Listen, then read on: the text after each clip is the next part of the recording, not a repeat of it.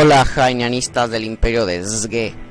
Aquí estoy a las afueras de la cordillera de Hoish, en las Islas Flotantes. Hoy vine a hablar de un tema que me encanta y que llevo tiempo sin hablar: los idiomas.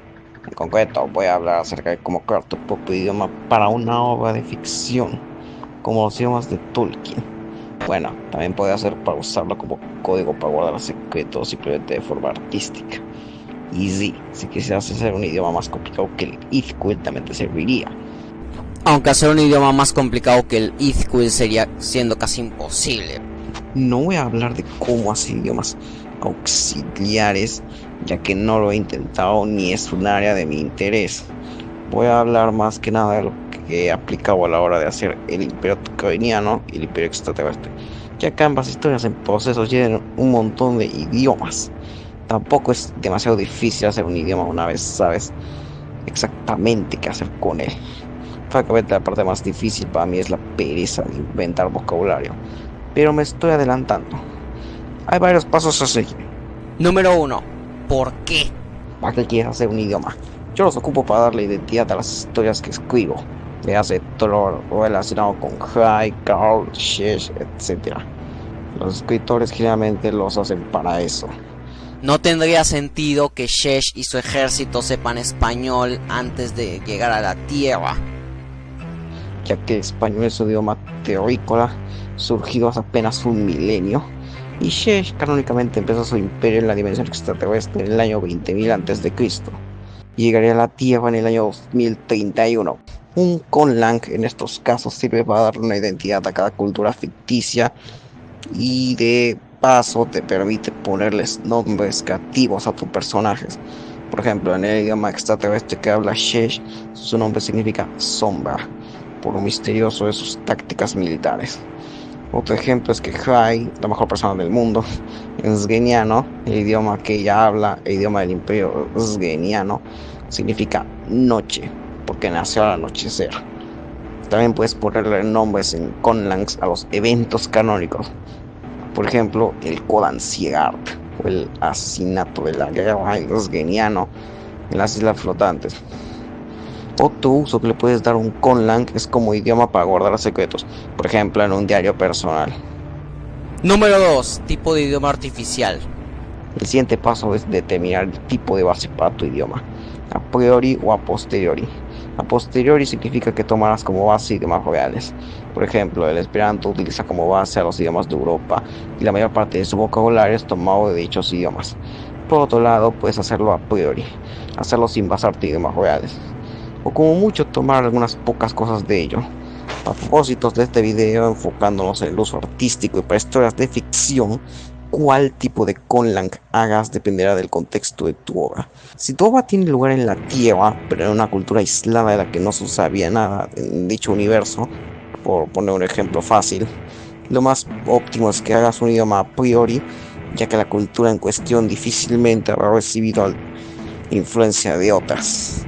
Por otro lado, si la historia ocurre en la Tierra, pero en una variedad alternativa donde dos o más culturas que en la vida real no se mezclan tanto, se termina mezclando tanto, podrías hacer que la influencia mutua fuese haciendo que el idioma final tenga bastos de ello al tener aspectos de los idiomas de las culturas en cuestión. Por poner un ejemplo al azar, una hipotética lengua criolla que mezcle aspectos del armenio y griego, porque en esa historia alterna se hayan mezclado. También podrás hacer que si tu historia es en el futuro, los personajes hablen un idioma que sea la evolución de uno ya existente y tu conlang sea simplemente la versión de ese idioma en el futuro. Por ejemplo, tu conlang podría ser español chileno del siglo 35 y sonar muy diferente a como lo hace ahora. La otra opción es que si tu historia directamente ocurre en un mundo diferente, creado enteramente por tu imaginación, por ejemplo, un mundo extraterrestre, un mundo de islas flotantes, un universo aparte, sí, súper específico. Lo más obvio sería que el idioma sea a priori, porque sería muy absurdo que los habitantes de las islas flotantes hablen español. No significa que no te puedas inspirar en los idiomas del mundo real, sino que el vocabulario en su mayoría lo tienes que hacer desde cero.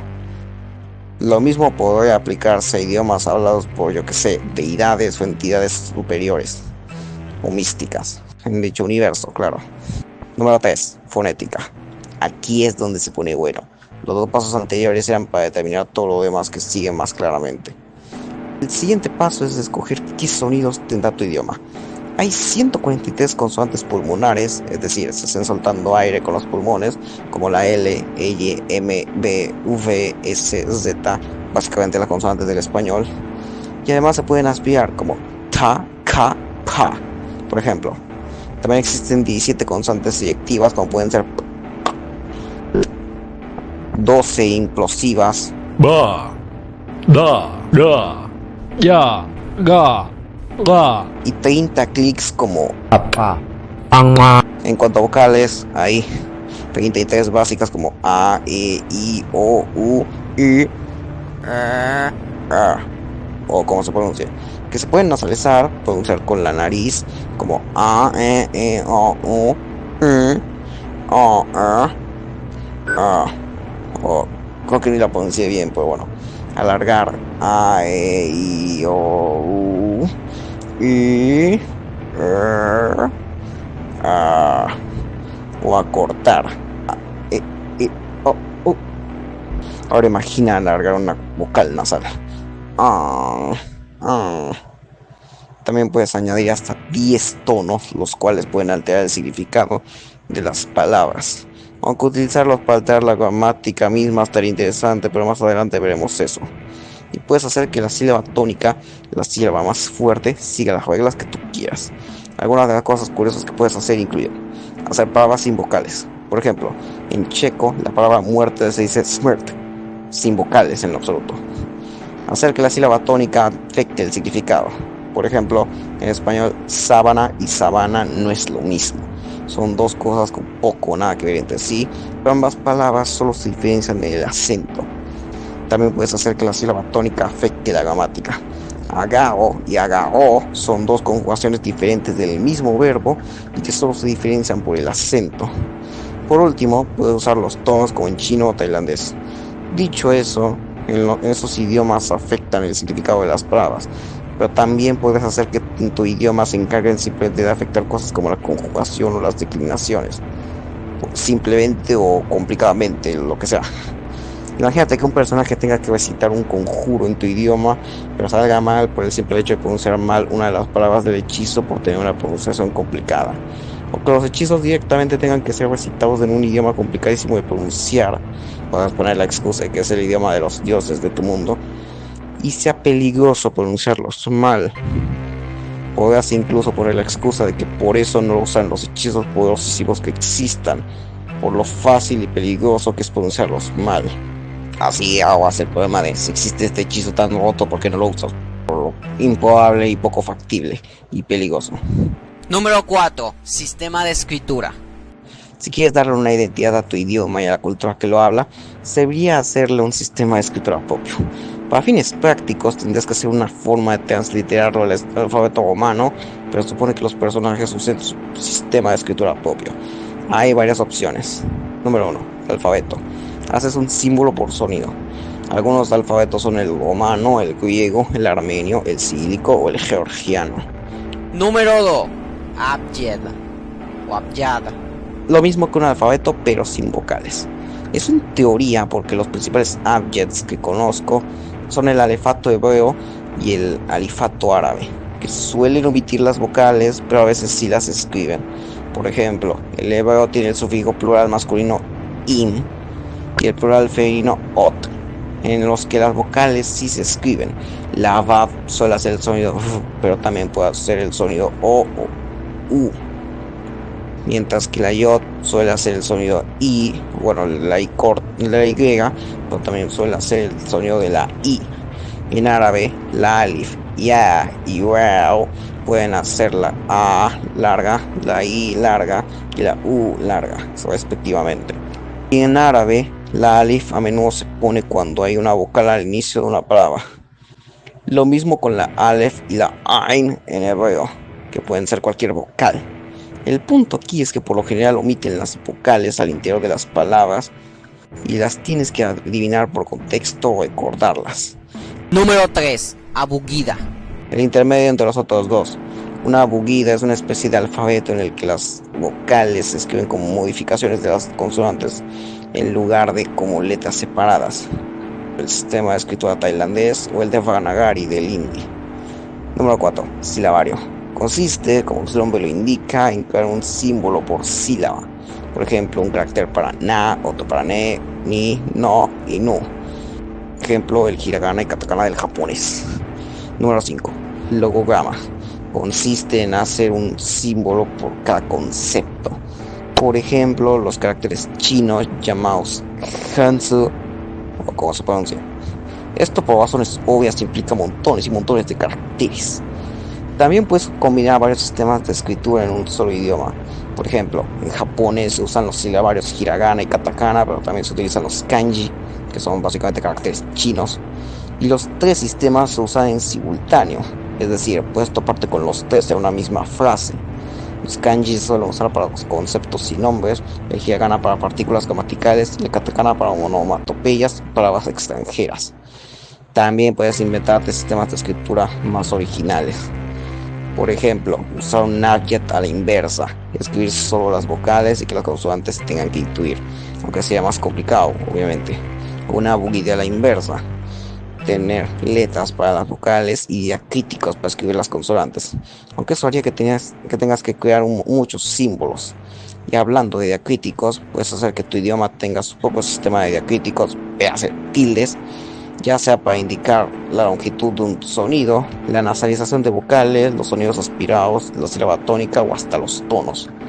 Otro tipo de sistemas de escritura único sería el del Ithquil creado por John Quijada, que es morfofonémico, es decir, las letras representan pronunciación, pero también representan los casos gramaticales, además de la perspectiva, valencia y un montón de otras cosas gramaticales del Ithquil, haciendo que haya un montón de símbolos. También tiene una versión llamada Ilax que utiliza colores, ángulos y formas para expresar significados. Otra cosa en la que debes pensar es en la dirección de escritura. El alfabeto romano, griego, cirílico y otros se escriben de izquierda a derecha, mientras que el árabe y hebreo se escriben de derecha a izquierda. El mongol se escribe de arriba a abajo, no preguntes cómo funciona eso en un texto digital. Y el griego antiguo se escribía en el estilo bustofedón, es decir, en zigzag. El ono de la isla de Pascua se escribe en bustofedón a la inversa. No es por hacerme el protagonista, pero yo inventé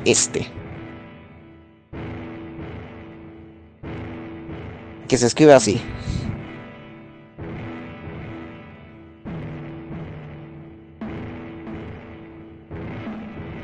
Excusa, la diosa Jniaj escribe así en las paredes, pero ten en cuenta que canónicamente ella es la única en las islas flotantes que puede leer y escribir esto. Así que puedes inventarte un sistema de escritura único tanto en su funcionamiento como en su dirección de escritura. Número 5. Gramática. Ahora sigue inventar reglas para el idioma para definir cómo se usan las palabras. Las categorías más comunes son sustantivos, objetos, constructos o seres, verbos, acciones, adjetivos, palabras que describen cómo son las cosas, adverbios que modifican a los verbos y adjetivos, pronombres que reemplazan a los sustantivos, artículos y demostrativos. Hay muchas cosas que puedes agregar según creas que quedará mejor. 1. Género. Es un tipo de clasificación de sustantivos que los agrupa en teoría según su sexo. Y digo en teoría porque no entiendo qué tiene de masculino un carro o de femenina una mesa, pero bueno, en realidad no importa. Lo que pasa es que el género suele ser una simple categoría gramatical que afecta a diferentes tipos de cosas y en realidad se suele definir simplemente por la terminación del sustantivo, no por algo biológico en realidad. Los sustantivos en muchos idiomas tienen un género específico, a menudo arbitrario, como ya mencioné, y este afecta a cosas como los adjetivos, artículos, demostrativos, pronombres, y en casos más extremos, incluso los verbos. Por ejemplo, en español decimos el aire limpio, pero decimos el agua limpia o la ropa limpia. En el primer caso, el artículo y el adjetivo son masculinos porque el sustantivo lo es, pero en el segundo caso, el artículo es masculino, más el sustantivo y el adjetivo son femeninos. y en el tercero los tres son femeninos. En el caso del agua limpia es porque decir la agua suena mal, no porque el agua sea transformer, lol. Por otro lado, en inglés, húngaro, finlandés y chino no existen géneros en los sustantivos, aunque el inglés distingue el género en los pronombres de tercera persona singular, mientras que el chino no distingue la pronunciación pero sí en la escritura. En español, la primera y tercera persona plural distinguen entre el masculino y femenino en los pronombres, mientras que el inglés no. El hebreo distingue género en todos los pronombres menos los de primera persona. Esos son algunos ejemplos. Hablando del hebreo, en hebreo también se debe tomar en cuenta el género en los verbos. Ani ojel significa yo como, pero solo cuando lo dice un hombre, mientras que si lo dijera una mujer sería ani ojelet. Ambos significan yo como, pero dependiendo del género del sujeto se usa uno u otro. Algunos idiomas como el latín y el alemán tienen tres géneros: masculino, femenino y neutro. Solo que el neutro en realidad es simplemente una clasificación de sustantivos y ya está, pues no se usa de forma neutral, sino que es igual de inconsistente que los otros dos. Otros idiomas tienen categorías o clases de sustantivos que funcionan igual que los géneros gramaticales, pero no se basan en el binario masculino y femenino, sino que simplemente son clasificaciones, y pueden tener muchas. Por ejemplo, el Bats, hablado en Georgia, en el Cáucaso, tiene 8 categorías gramaticales, lo que vendría siendo 8 géneros gramaticales, pero pues no se llaman así. Otros idiomas distinguen entre animado e inanimado. Y por último, puedes hacer que los géneros funcionen como se te dé la gana. Por ejemplo, en español y bueno, en los idiomas romances en general existe la regla de que para hablar de grupos de género mixto utilizas el masculino. Teóricamente, nada impediría que exista un idioma donde se haga al revés y el femenino sea el neutro, pero bueno, es un ejemplo. Es meramente arbitrario. Número 2. Casos gramaticales. Consisten en que cada palabra tenga diferentes formas según su rol en la oración. Por ejemplo, en sgeniano, y otra vez con mis propios idiomas, que no se note que era una excusa para hablar de ellos, y del imperio troyano y el imperio sgeniano en sí, que no se note que era una excusa para hablar de ello. Bueno, Hrayak es noche o Hray cuando es quien realiza una acción, pero Hrayan es a la noche o a Hray. Hraye es de la noche o de Hray. Hraini es en la noche y Hraini es desde la noche. Te permiten expresar el rol de un sustantivo y además alterar el orden de las palabras libremente. Kodaneuntak Fizomoh Hrayan Sekterzignim y Sekterzignim Hrayan Fizomoh Kodaneuntak significan lo mismo. Los belicistas odian a Hray a muerte, solo que una está en orden sujeto, verbo, objeto, y el otro está en objeto, verbo, sujeto, o sea, al revés.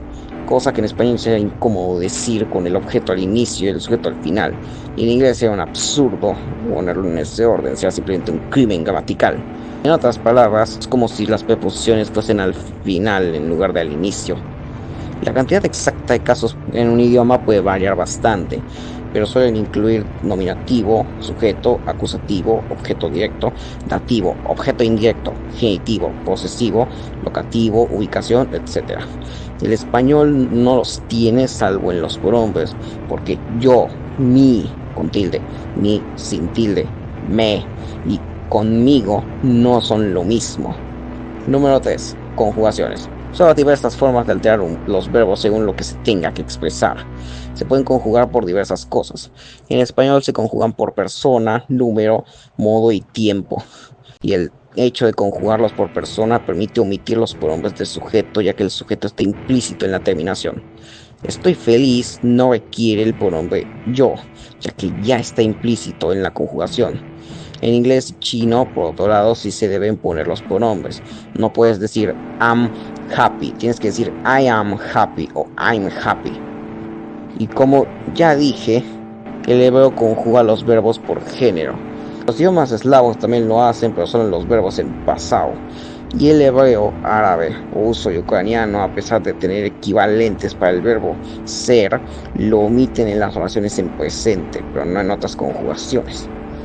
Y otra cosa que puedes hacer es añadir tiempos o conjugaciones propios o comunes, como por ejemplo distinguir entre el futuro cercano, el futuro lejano, el futuro momentáneo, el futuro intermitente y el futuro continuo, por poner un ejemplo absurdo.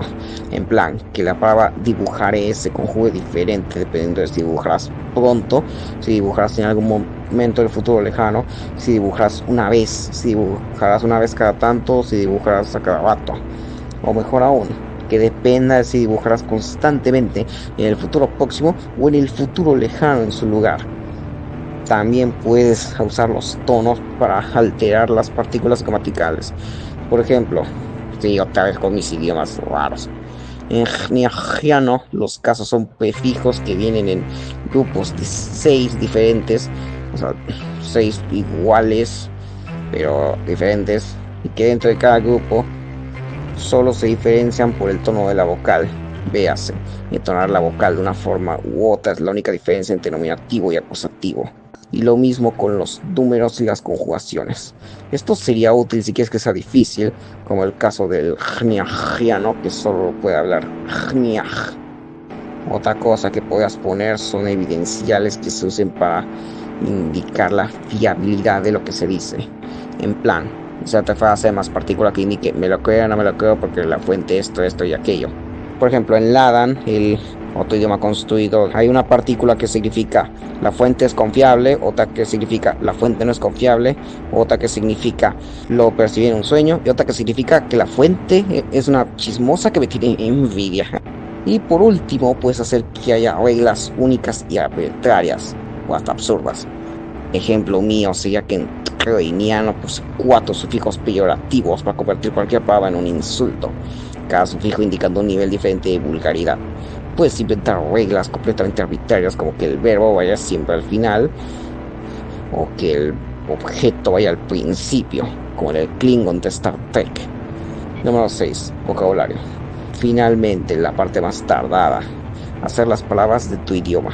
Y es tardada porque, vamos, son montones de conceptos por traducir, aunque también depende de qué vas a hacer con tu idioma. Si lo vas a usar nada más para los nombres de los personajes, eventos canónicos y lugares ficticios, simplemente bastaría con hacer las palabras que consideres estrictamente necesarias.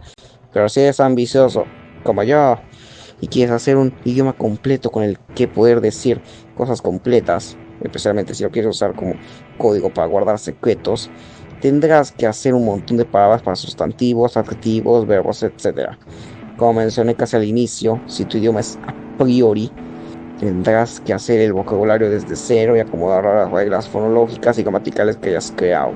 Pon tú que en esgueniano, persona se diga meid, hombre se diga meidag y mujer se diga meidak. La raíz meid me la inventé de la nada. Lo mismo con la palabra high, me la inventé de la nada.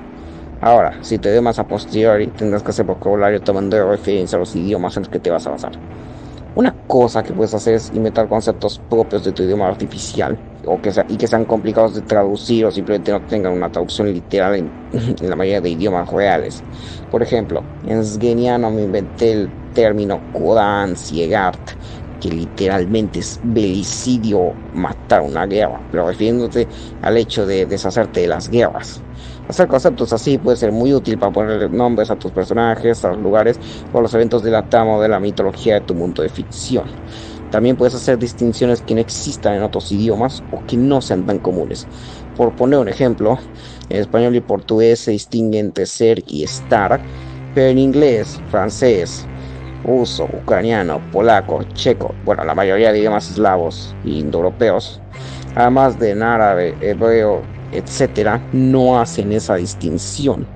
Y por lo menos en español es una distinción con la que debes tener cuidado, ya que enta es buena y enta está buena no es lo mismo. Ese ejemplo no se lo vieron venir, ¿eh?